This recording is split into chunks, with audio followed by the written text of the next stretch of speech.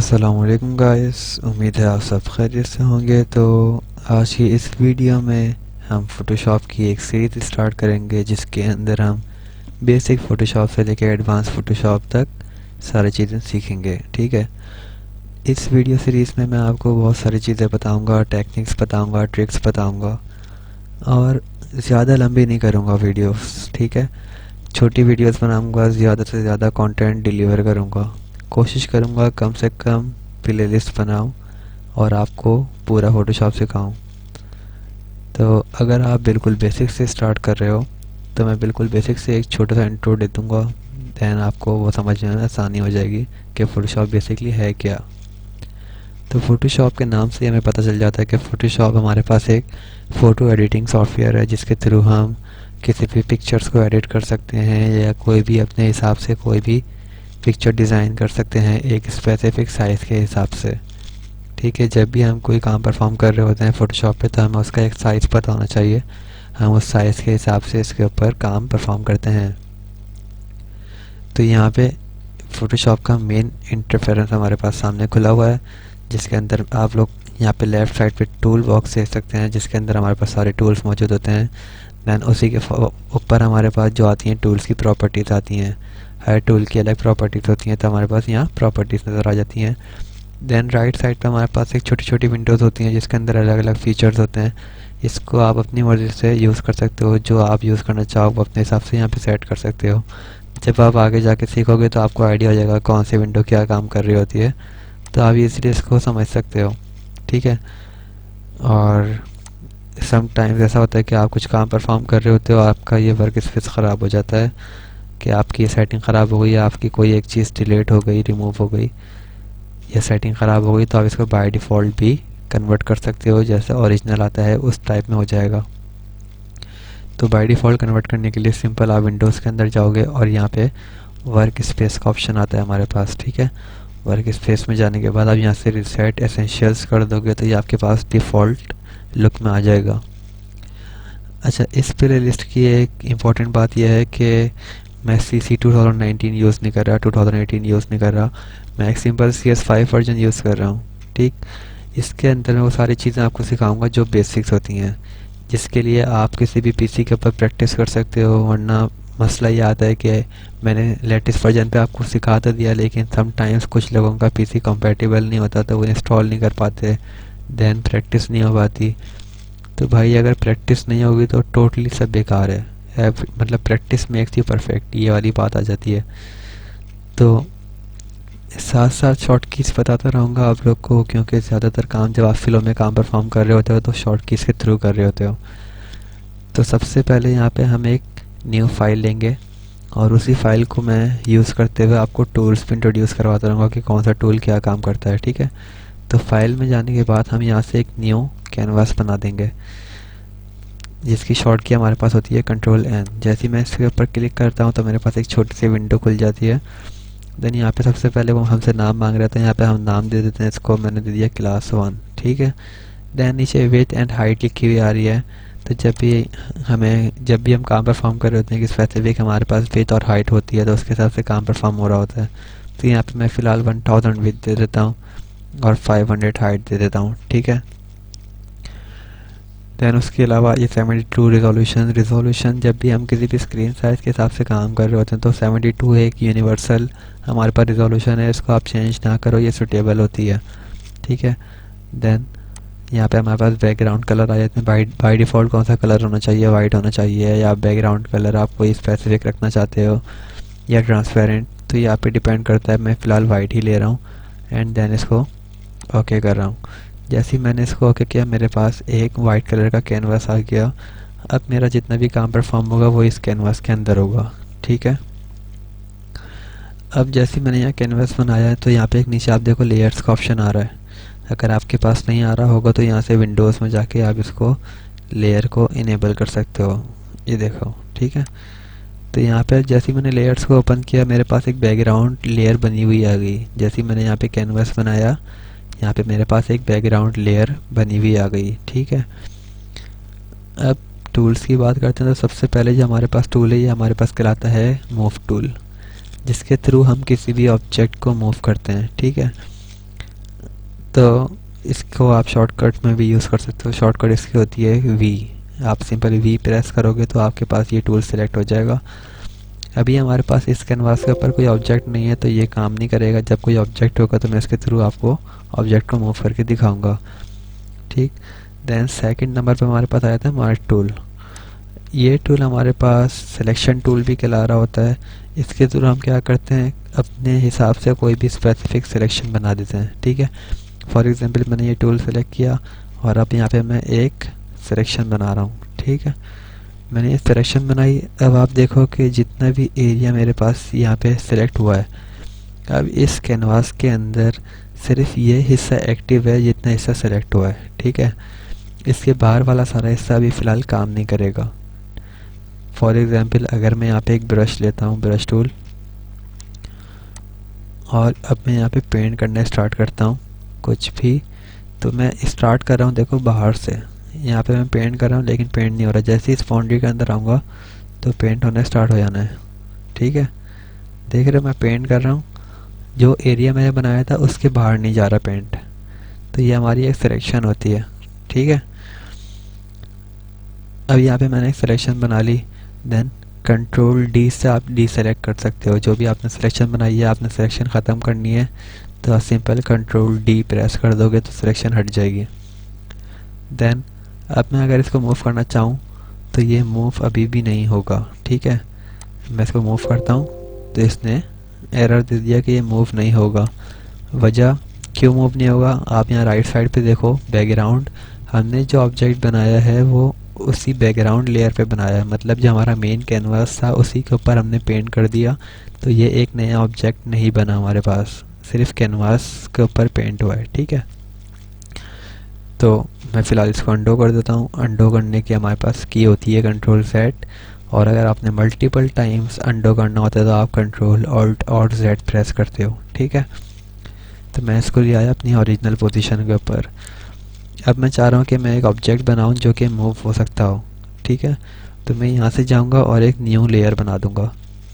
यहाँ नीचे ऑप्शन देखो क्रिएट न्यू लेयर का, मैंने यहाँ क्रिएट न्यू लेयर का ऑप्शन पे क्लिक किया तो यहाँ पे मेरे पास एक लेयर बन गई, ठीक है। अब ये जो लेयर बनी है, अब इसके ऊपर हम सेम वही काम दोबारा करते हैं। मैंने एक यहाँ पे मार्की टूल से सिलेक्शन बनाई, ठीक है। देन इसके ऊपर मैंने ब्रश से पेंट करना स्टार्ट किया, ठीक है। मैं यहाँ पे इसमें मैंने पेंट किया। देन मैंने इसको डी सेलेक्ट कर दिया कंट्रोल डी से। देन मैं यहाँ से लूँगा मूव टूल जिसकी शॉर्ट की होती है वी। अब अगर मैं इसको मूव करना चाहूँ तो आप देखो मैं इसको कहीं भी मूव करवा सकता हूँ, ये मेरे पास मूवेबल है। क्या वजह है इसकी कि हमने इस मरतबा जो बनाया है वो एक सेपरेट लेयर के ऊपर बनाया है। तो फोटोशॉप पे हम जितना भी काम करते हैं वो हर काम को एक अलग लेयर के ऊपर करते हैं। इससे हमें आसानी होती है चीज़ों को अपनी अपनी जगह पे एडजस्ट करने के लिए, ठीक है। तो अगर आप एक प्रॉपर काम करना चाहते हो तो ये अपनी आदत डाल देना कि हर काम एक अलग सेपरेट लेयर के ऊपर होनी चाहिए। देन हमने यहाँ पे कंट्रोल ए किया और डिलीट कर दिया, ठीक है। जितना भी काम किया था डिलीट कर दिया। अब इसी मार्क्यू के अंदर हमारे पास डिफरेंट शेप्स होती हैं। ये रेक्टेंगल थी, ये यहाँ पर एलिप्टिकल होते हैं जिसे हम ओवल या सर्किल बना सकते हैं। देन सिंगल रॉ या फिर सिंगल कॉलम के हिसाब से भी अलग अलग शेप्स हैं। तो यहाँ पे मैंने सर्किल लिया।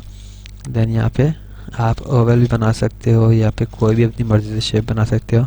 अगर आपको एग्जैक्ट सर्किल बनाना होता है तो आप शिफ्ट प्रेस करके ड्राइंग करो तो फिर ये एग्जैक्ट सर्किल का शेप आता है, ठीक है। मैंने एक सर्किल यहाँ पे बनाया। अब यहाँ पे मैं इसके अंदर कलर फिल करना चाह रहा हूँ, तो कलर फिल करने के लिए ज़रूरी नहीं कि आप ब्रश टूल ही यूज़ करो। हमारे पास यहाँ पे पेंट बकेट टूल भी आता है, ठीक है। पेंट बकेट टूल आता है, आप सिंपल बकेट टूल सेलेक्ट करो और यहाँ से अपना कोई भी स्पेसिफिक कलर सेलेक्ट करो एंड देन जाके उसके ऊपर क्लिक कर दो तो आपके पास इसमें कलर फिल हो गया, ठीक। देन आप इसको डी सेलेक्ट करो। मैंने कंट्रोल डी से डी सेलेक्ट किया और इसको मूव करवाना चाह रहा हूँ तो आप देखो ये मूव हो रहा है, ठीक है। अब एक बात तो यहाँ पे ये आ गई कि मैंने एक सर्किल बना दिया जो कि बिल्कुल एग्जैक्ट सर्किल की शेप में आया हुआ है। अब मैं यहाँ पे एक सर्किल और बनाता हूँ, ठीक है। मैंने यहाँ साइड पे एक सर्किल और बनाया। अब मैं इसके ऊपर क्या करूँगा, मैं राइट क्लिक करूँगा और यहाँ पे आपको एक ऑप्शन नज़र आ रहा होगा फेदर का, ठीक है। जैसे ही मैं फेदर पे क्लिक करूँगा तो मेरे पास एक विंडो आएगी फेदर रेडियस। मैंने इसको कह दिया कि भाई 50 या मैंने इसको कह दिया 30, ठीक है। मैंने एक वैल्यू दे दी फेदर रेडियस को 30। जैसे ही मैंने इसको वैल्यू दी है, हल्का सा छोटा हुआ है। देन अब मैं इसके अंदर पेंट बकेट से कलर फिल करता हूँ, तो अब देखो क्या फ़र्क आया। अब जो मेरे पास ये फेदर वाले सर्किल के अंदर इफेक्ट आया, ये थोड़ा सॉफ्ट आया है, ठीक है, क्योंकि हमने इसके ऊपर फेदर अप्लाई कर दिया तो इसने अपनी जितनी भी किनारे थी एज इसको सॉफ्ट कर दिया। जो हमारे पास लेफ़्ट वाला सर्किल है ये बिल्कुल शार्प बना हुआ है, जो राइट वाला सर्किल है ये सॉफ्ट एजेस के साथ बना हुआ है। फेदर हमारे पास ये काम करता है कि एजेस को सॉफ्ट कर देता है, ठीक है। तो यहाँ तक उम्मीद है आप लोग को समझ में आ गया होगा। अब मैं थोड़ा टूल्स का इंट्रोडक्शन आप लोग को करवा देता हूँ कि कौन सा टूल क्या काम करता है। तो मूव टूल के बारे में मैं आपको बता चुका हूँ कि इससे हम किसी भी ऑब्जेक्ट को मूव करते हैं, ठीक है। देन ये मार्क्यू टूल होता है या फिर इसको सिलेक्शन टूल भी बोल सकते हो। आप स्पेसिफिक एरिया को एक्टिव कर सकते हो जिसके अंदर आप काम परफॉर्म कर रहे हो, ठीक है। देन थर्ड नंबर पे हमारे पास आते हैं यहाँ पे लेसो टूल्स, पॉलीगोनल टूल्स और मैग्नेटिक टूल्स। ये तीनों टूल हमारे पास काम करते हैं अगर मैंने एक स्पेसिफिक एरिया की सिलेक्शन बनानी है। फॉर एग्जांपल मेरे पास कोई अल्फ़ाबेट लिखा हुआ है या कोई ड्राइंग है या कोई पिक्चर है, ठीक है, जिसके ऊपर मैं रेक्टेंगल भी नहीं बना सकता और मैं सर्किल भी नहीं बना सकता। मैं चाहता हूँ कि मैं अपनी मर्ज़ी से एक पूरी शेप बनाऊँ, तो उसके लिए मैं इन टूल्स को यूज़ करता हूँ। फॉर एग्जांपल ये देख रहे हो, मैंने एक टूल लिया और मैंने अपनी मर्ज़ी से शेप ड्राइंग कर दी और देन अब देखो सिलेक्शन बनी है, ठीक है। इसके अंदर कलर फिल करता हूँ तो ये देखो ये इस टाइप की सिलेक्शन बन गई मेरी अपनी मर्ज़ी से जो मैं चाह रहा था। तो अगर आप कस्टमाइज़ कोई भी एरिया बनाना चाहो तो इसके थ्रू बना सकते हो। इसके अलावा इसके अंदर दो और ऑप्शन होते हैं, पॉलीगोनल और मैग्नेटिक का। तो ये मैं आगे जाके आप लोग को बताऊंगा कैसे यूज़ करते हैं और क्यों यूज़ करते हैं। तो बस सारी वीडियोस का आप प्रॉपर देखते रहोगे तो आप लोग को A to Z सारी चीज़ें समझ में आ जानी है, ठीक है। देन हमारे पास यहाँ पे एक आता है मैजिक वैन टूल, जो मोस्ट इम्पॉर्टेंट है यहाँ पे, जो काफ़ी ज़्यादा यूज़ भी होता है, वो होता है मैजिक वैन टूल, जिसके थ्रू आप क्या काम करते हो कि कोई भी स्पेसिफिक कलर की रेंज को सेलेक्ट करना चाहो तो आप सेलेक्ट कर सकते हो। फॉर एग्जांपल यहाँ पे मैं एक बॉक्स बनाता हूँ जिसके अंदर मैंने कलर फिल कर दिया रेड, ठीक है। अब मैं ये कलर फिल कैसे कर रहा हूँ, पेंट बकेट टूल से कर रहा हूँ जो मैंने आपको बताया है, और पेंट बकेट टूल की शॉर्टकट की होती है G, सही है। देन मैंने यहाँ पे एक और रेक्टेंगल बना दिया और इसके अंदर मैं कलर फिल कर देता हूँ ब्लू, ठीक है। अगेन मैंने G प्रेस किया और इसमें भी कलर फिल कर दिया। तो अब मैंने एक दो बॉक्सेस बनाए, एक रेड और एक ब्लू। अब अगर मैं चाह रहा हूँ कि सिर्फ जितना एरिया रेड है वो रेड वाला एरिया सेलेक्ट होना चाहिए, ठीक है, तो मैं सिंपल क्या करूँगा, मैजिक पेन टूल सेलेक्ट करूँगा और रेड पे क्लिक कर दूँगा। जैसे ही मैंने रेड पे क्लिक किया ये देखो ऑटोमेटिक उसने रेड चीज़ सेलेक्ट कर ली, जितना भी एरिया इसको रेड में मिला इसने सेलेक्ट कर दिया। अगर सेम यही चीज़ मैं ब्लू पे इम्प्लीमेंट करूँ तो ब्लू पे क्लिक कर दूँगा तो ये ब्लू वाले को सेलेक्ट कर लेगा। अब मैंने यहाँ पे ब्लू को सेलेक्ट किया, देन मैं यहाँ पे कलर चेंज करता हूँ, मैंने कह दिया भाई ये पर्पल हो जाए, ओके किया, एंड देन इसमें मैंने पर्पल कलर फिल कर दिया। तो ये देखो इसने चेंज कर दिया, ठीक है। तो मैजिक पेन टूल आप सिंपल यूज़ कर सकते हो जब आपके पास हाई रिजोल्यूशन पिक्चर्स हों या फिर आपके पास सॉलिड कलर्स हों। ये चीज़ ग्रेडियंट कलर के ऊपर काम नहीं करती, सिर्फ सॉलिड कलर के ऊपर काम करती है, ठीक। देन हमारे पास फोर्थ नंबर पे आ जाता है, फिफ्थ नंबर पे sorry, crop tool. Crop tool क्या काम करता है, मतलब समटाइम्स आप कोई काम परफॉर्म कर रहे होते हो, आपको पूरी विंडो की ज़रूरत नहीं होती, पूरे कैनवास को यूज़ करने की ज़रूरत नहीं होती, आप चाहते हो कि इसको क्रॉप कर दो, तो सिंपल आपको जितना हिस्सा चाहिए आप उतना हिस्सा सेलेक्ट करो। फॉर एग्जांपल मैंने इतना हिस्सा सेलेक्ट किया, मैंने कहा भाई इतने हिस्से का कैनवास बन जाए, बाकी सब ख़त्म हो जाए, वो एक्स्ट्रा है मेरे पास, तो इसको मैंने ओके किया और एंटर कर दिया। तो ये देखो मेरा कैनवास अब सिर्फ उसी बाउंड्री में आ गया जितना मैंने इसको सेलेक्ट करके बताया था, ठीक है। देन अभी फ़िलहाल मैं इसको अंडो कर देता हूँ। अंडो करने की शॉर्ट की हमारे पास होती है Ctrl+Z। अगर आपने मल्टीपल टाइम अंडो करना है तो उसके लिए होता है Ctrl+Alt+Z, ठीक है। तो कंट्रोल ऑल्ट सेट मैं मल्टीपल टाइम प्रेस करूँगा तो देखो मैं एक एक स्टेप पीछे जा रहा हूँ। तो ये जो काम मैंने परफॉर्म किया था मैं उससे एक एक स्टेप पीछे जा रहा हूँ। ठीक है, दैन हमारे पास आ जाता है यहाँ पे आई ड्रॉपर टूल।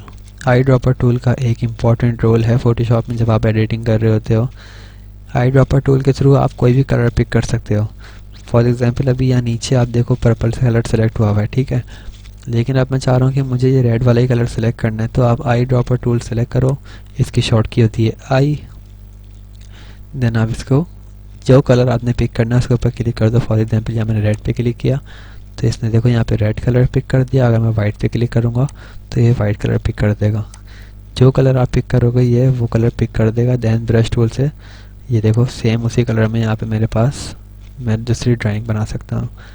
तो अगर आपने सेम कलर पिक करना है तो आप आई ड्रॉपर टूल के थ्रू कर सकते हो।